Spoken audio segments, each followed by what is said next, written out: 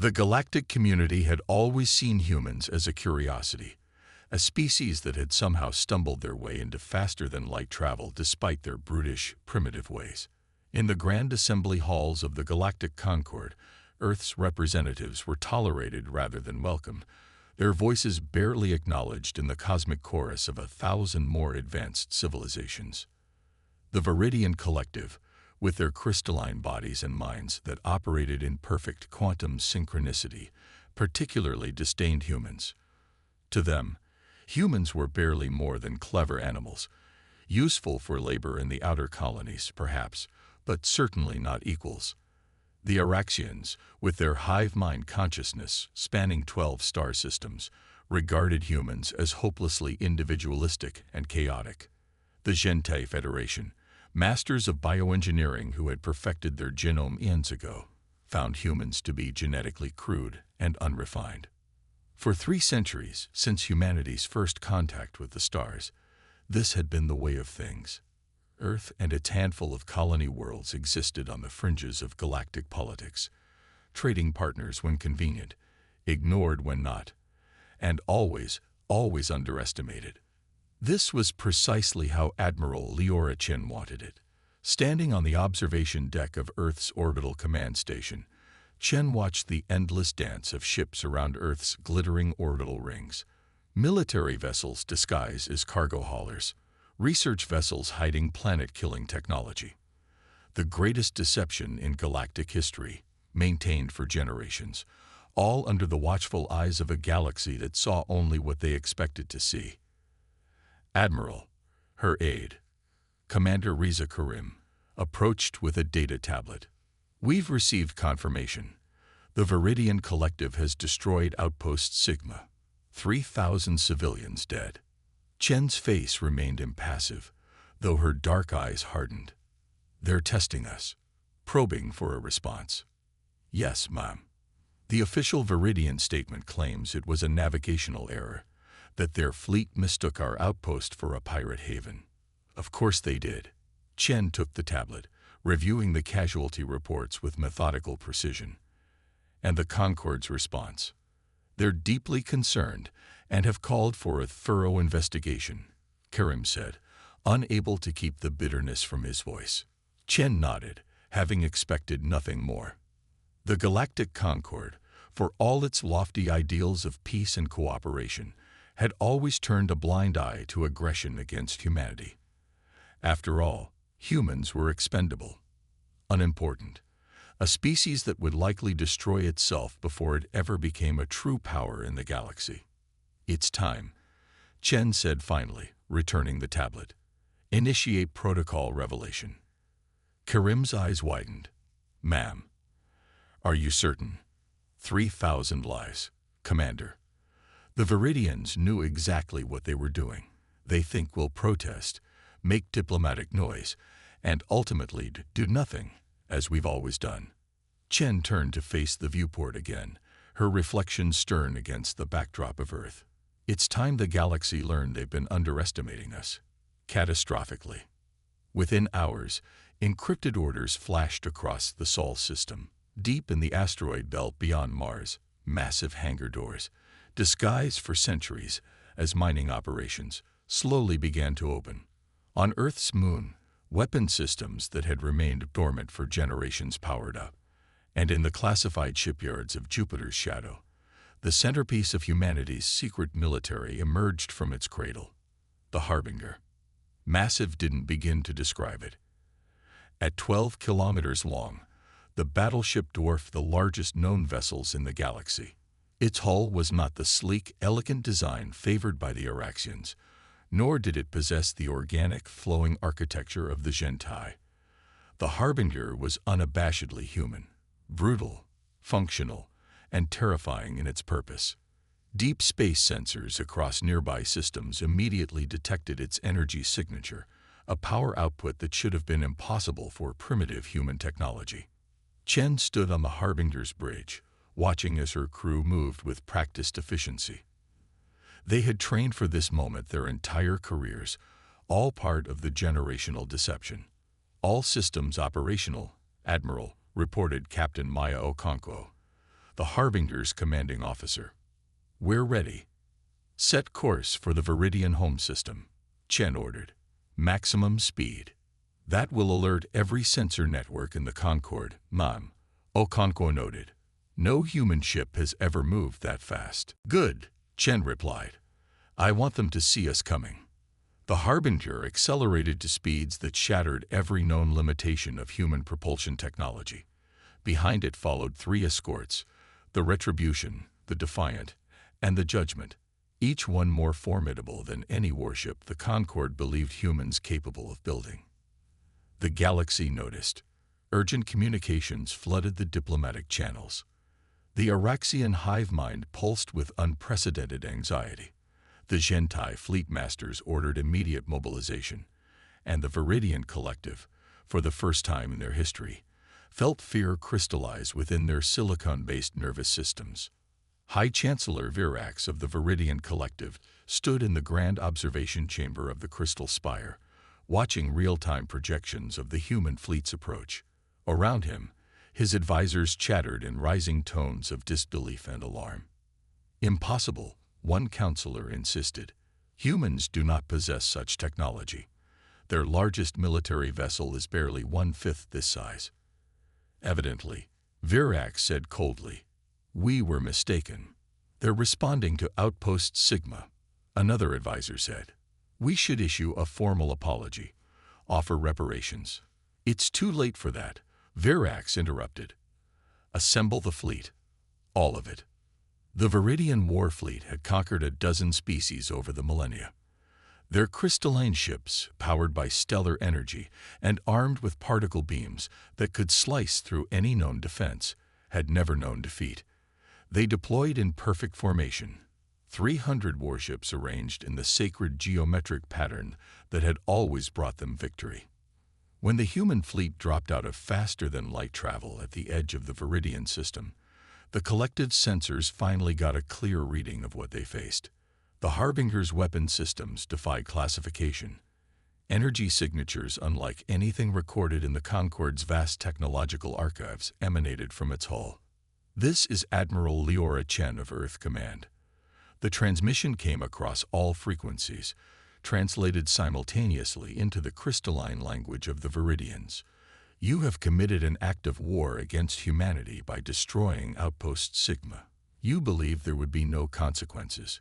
You were wrong." Virax himself responded, his crystalline form glittering with electromagnetic signals of confidence he did not feel. "Admiral Chen, there has been a grave misunderstanding. We are prepared to discuss appropriate compensation for the unfortunate incident." "There will be no discussion," Chen interrupted. "You will witness the consequence of your actions, and then you will carry a message to the Galactic Concorde. What happened next would be recorded in 1,000 historical archives across the galaxy.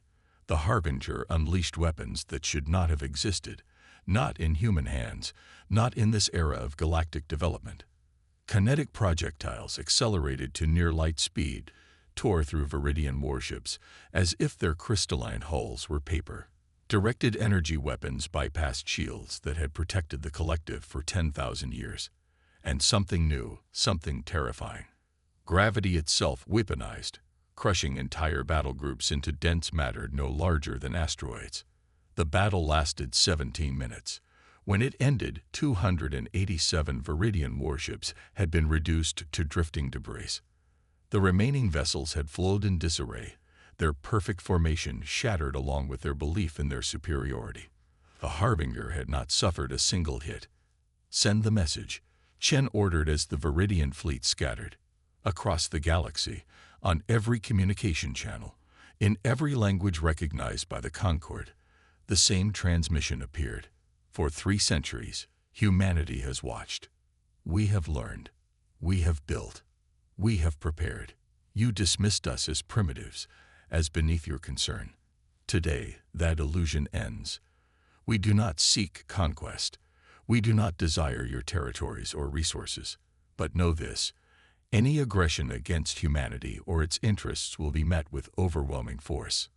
Earth stands ready." In the Grand Council chamber of the Galactic Concorde, Representatives from 1,000 worlds sat in stunned silence as the recording of the Viridian battle played. They watched their third most powerful member reduced to ruin in minutes by a species they had relegated to the bottom tier of galactic importance. How? Demanded Archspeaker Tholak of the Araxian Hive. How did they conceal such technology, such military might? No one had an answer. The humans had played a long game, presenting a carefully crafted image of technological inadequacy while building in secret. Every trade deal, every cultural exchange, every scientific cooperation, all had been opportunities for humans to learn, to study the weaknesses of the galaxy's powers without revealing their own advances. In the aftermath, the galaxy held its breath. The human fleet returned to Earth space, the Harbinger once again taking position in orbit around Jupiter. Admiral Chen stood before Earth's united government, delivering her report on the mission. The message has been received, she concluded. The galaxy now understands that humanity is not to be trifled with. And if they unite against us, asked President Amina Okafor, her expression grave. We've revealed our hand. They know our capabilities now. Chen smiled thinly. No, Madam President. They've seen one ship. They've witnessed a fraction of what we can do. The greatest deception continues. Beyond the observation windows of the council chamber, Earth turned serenely. In orbit above, disguised among civilian stations and cargo platforms, thousands of weapon platforms remained hidden. In the Kuiper Belt, shipyards continued to produce vessels that would make the Harbinger seem obsolete. And deep beneath Europa's ice, the true extent of humanity's technological achievement, the Dimensional Gateway Project, neared completion. The galaxy now feared humanity. They did not yet know they should be terrified. The Grand Conclave of the Galactic Concord was rarely called to full assembly. In its 5,000-year history, the massive amphitheater on the neutral world of Harmonious Prime had hosted only 17 such gatherings, each marking a moment of crisis that threatened galactic stability. This was the 18th. Representatives from every spacefaring species packed the tiered seating that rose in concentric rings around the central speaking floor. The air hummed with translation feels and anxiety. Overhead, the transparent dome revealed a sky crowded with diplomatic vessels from across known space, all gathered because of humanity. Archspeaker Tholak of the Araxian Hive stood in the center, his segmented exoskeleton gleaming under the chamber's lights. Around him, the High Council members. The 12 most powerful species in the galaxy formed a circle. The evidence is undeniable. Tholak's harmonious voice resonated through the chamber. Humanity has deceived us all. For centuries, they have presented themselves as a minor power while building military capabilities that now threaten the balance of the Concord itself. Murmurs of agreement rippled through the assembly. The Viridian Collective has suffered a devastating blow, continued Tholak, gesturing to the empty seat where the Viridian representative should have been. Their home system's defense fleet annihilated. Their military leadership in disarray, all from a single human battleship. Supreme Coordinator Genlaw of the Gentai Federation rose, her genetically perfect form commanding immediate attention. What the Archspeaker fails to mention is the Viridian aggression that prompted this response. They destroyed a human outpost, killing thousands. An unfortunate error, Tholak countered. Was it? A new voice cut through the chamber.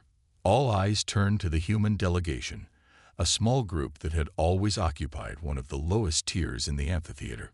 Walking down toward the central floor was not Earth's usual representative, but a tall, distinguished man with deep brown skin and silver-streaked hair. Ambassador HFY. Tholak acknowledged, unable to keep the surprise from his voice. I was unaware you had joined the human delegation. HFY, once the most respected diplomat of the now-extinct Morrigan species, had spent the last 50 years in self-imposed exile. His presence sent whispers cascading through the chamber.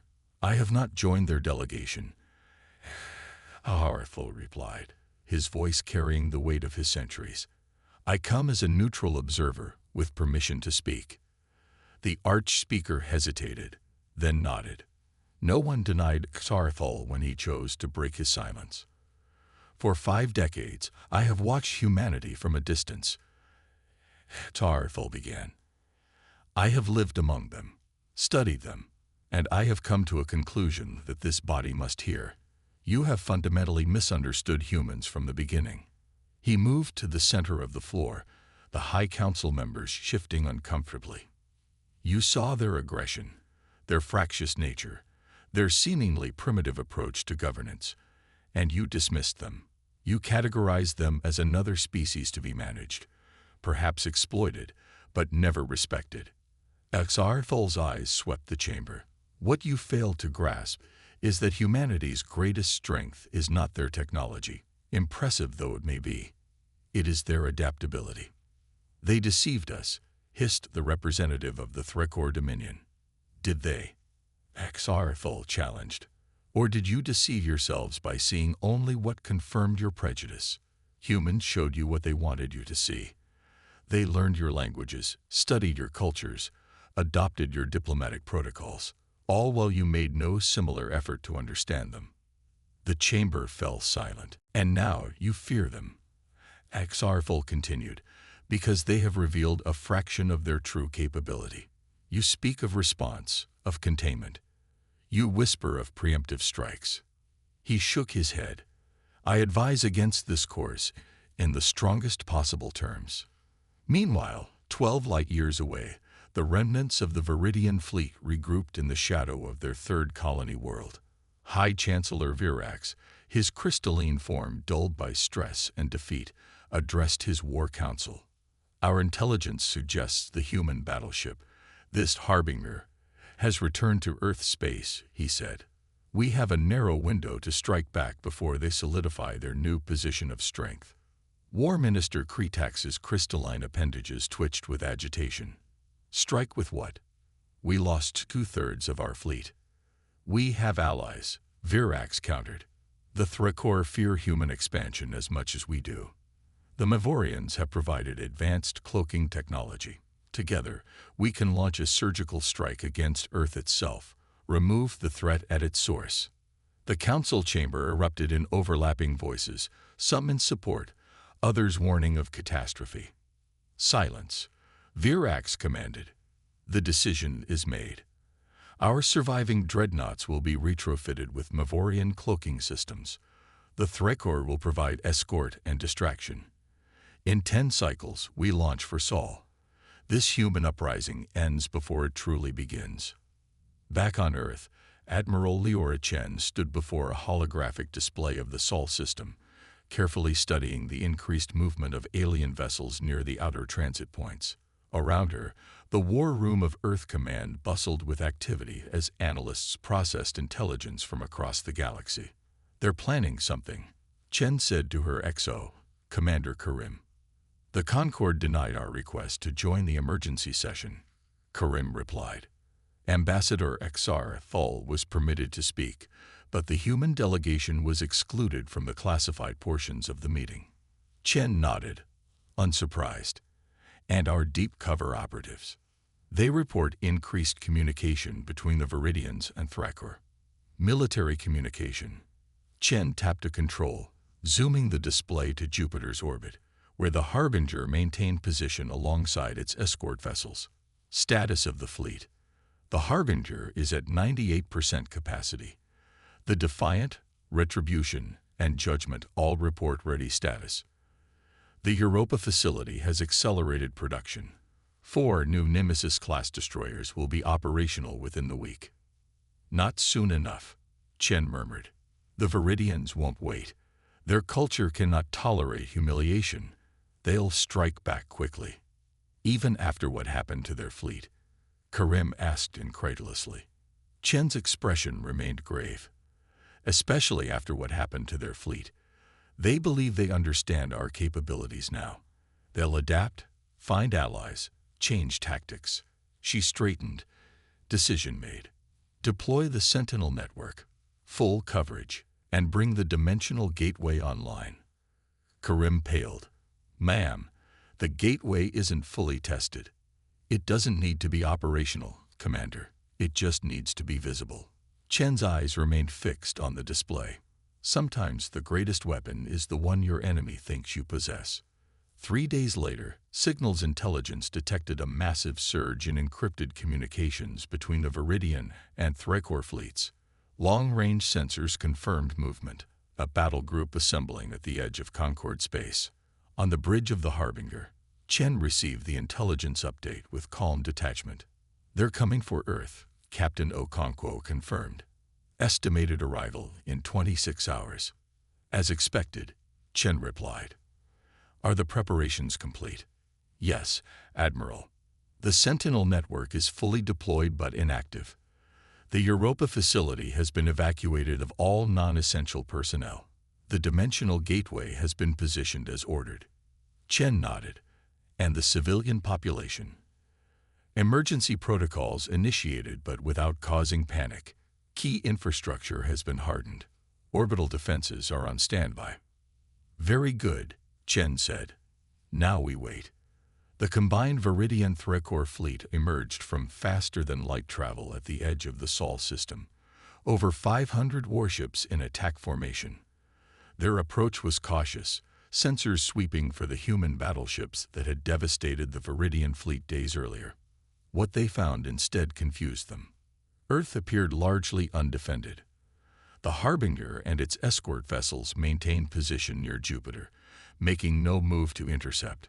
Orbital platforms around Earth radiated minimal energy signatures, seemingly civilian in nature. "This makes no sense," War Minister Kretax hissed. "Where are their defenses? Where are the weapon platforms our intelligence promised?" High Chancellor Virax studied the tactical display with growing unease. "Proceed as planned, but with caution. The primary target remains Earth's military command center." The alien fleet advanced through the system, passing the outer planets without incident. As they approached the asteroid belt, still no response came from the human forces. The confidence of the Viridian command began to grow. "Perhaps they exhausted their resources against our first fleet," one officer suggested. "Perhaps the Harbinger was their only advanced vessel." Virax remained silent, the uneasy feeling crystallizing further in his core. As the fleet approached Mars orbit, everything changed. Thousands of small objects, previously undetectable against the background radiation of space, suddenly activated throughout the system. The Sentinel network, dormant until now, created an impenetrable web of detection and targeting systems. "We're being locked by targeting systems," Kretax shouted. "Thousands of them." Before the Viridian Threcor fleet could react, the space around Europa, Jupiter's ice-covered moon, began to distort. A massive structure that had been hidden beneath the moon's surface now rose into view. A ring-shaped construction kilometers in diameter, crackling with energy that defied classification. "The dimensional gateway," Chen said softly on the Harbinger's bridge. "Let them see it. Let them wonder what it does." Across the combined alien fleet, sensors struggled to analyze the massive structure. Energy readings fluctuated wildly, suggesting power capabilities far beyond anything known to current science. "What is that device?" Virax demanded. No one had an answer. Then Admiral Chen's voice echoed across every communication channel in the system. "This is your only warning. You have entered Earth space with hostile intent. The Sentinel network has targeted each of your vessels. The Harbinger battle group stands ready. And as you can see, we have other options at our disposal." She paused. "You came seeking to understand human capability. Allow me to be clear. What you witnessed in the Viridian system was a measured response. What awaits you here is annihilation." The alien fleet held position, uncertain. "You have 5 minutes to reverse course and leave this system," Chen continued. "After that, we will consider your presence an act of war against humanity, and we will respond accordingly."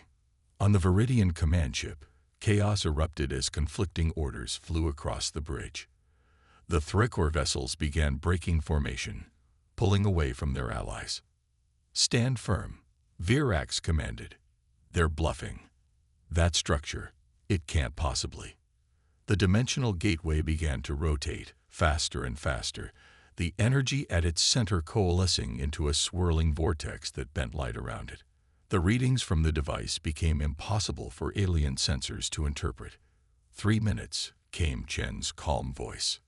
The Threkor fleet broke ranks completely, vessels turning away from Earth, preparing to flee. Cowards. Virak's rage. We cannot show weakness now. 2 minutes. Throughout the Sol system, the Sentinel Network's targeting systems locked more firmly on the alien vessels. Near Jupiter, the Harbinger and its escorts began to move, accelerating toward the invading fleet. 1 minute. War Minister Kretax turned to his leader. Chancellor, we must withdraw. We cannot defeat this. Whatever that device is. It's a bluff, Virax insisted, but doubt had finally reached his core. 30 seconds. The Viridian fleet held position for 5 more seconds before Virax finally gave the order. Withdraw. All vessels, withdraw immediately. As the alien fleet turned and fled the Sol system, the dimensional gateway powered down, its rotation slowing. The Harbinger returned to its position near Jupiter. And in Earth Command, Admiral Chen allowed herself a small smile. They never needed to know it doesn't work yet, she said to Commander Karim. How long until it actually does? He asked. 6 months, perhaps a year. Chen's expression grew serious again. But they'll be back, or someone else will. And next time, we'll need more than intimidation. In the following weeks, the Galactic Concord found itself transformed. Human representatives were invited to the High Council chamber. Trade agreements were hastily renegotiated on more favorable terms. Species that had once dismissed humans now sought alliances. Ambassador XR Full watched it all with knowing eyes. In a private meeting with Admiral Chen, he finally asked the question that had brought him out of exile. Why reveal yourselves now? You could have continued building in secret. Chen considered him thoughtfully. Because deception has its limits. We needed respect, not fear. Yet you have created fear, XR Full observed. For now, Chen acknowledged. But fear fades. Respect endures. Humanity doesn't want to rule the galaxy, Ambassador. We simply refuse to be ruled by it. XR Full studied her. And the gateway? Will you use it when it's operational? Chen's gaze turned to the window, where Earth hung beautifully in the void. That depends on the galaxy. We've prepared for the worst while hoping for better. That's what humans do. We prepare. We adapt. We survive. She turned back to him. But we'd rather thrive, together with other species who can see us as equals.